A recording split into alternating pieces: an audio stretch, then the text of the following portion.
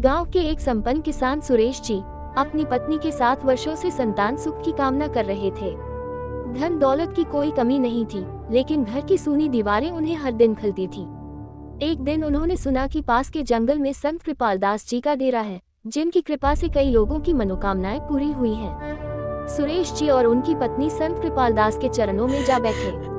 उन्होंने अपनी व्यथा सुनाई। संत कृपाल दास ने उनकी बात ध्यान से सुनी और फिर अपनी माला से एक मोती निकालकर सुरेश जी को देते हुए कहा, इसे पवित्र जल में डुबोकर अपनी पत्नी को पिलाओ। जल्द ही तुम्हारे घर किलकारी गूंजेगी, लेकिन एक शर्त है, जो संतान सबसे पहले जन्म लेगी उसे ईश्वर की सेवा में समर्पित करना होगा। क्या ये स्वीकार है? सुरेश जी और उनकी पत्नी ने आंखों में आंसू भरकर हामी भर दी।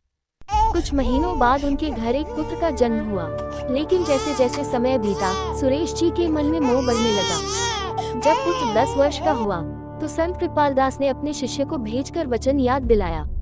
सुरेश जी के लिए ये परीक्षा की घड़ी थी, लेकिन उन्होंने वचन निभाया और अपने पुत्र को संत की शरण में भेज दिया। आज वह पुत्र एक महान संत बनकर समाज की सेवा कर रहा है।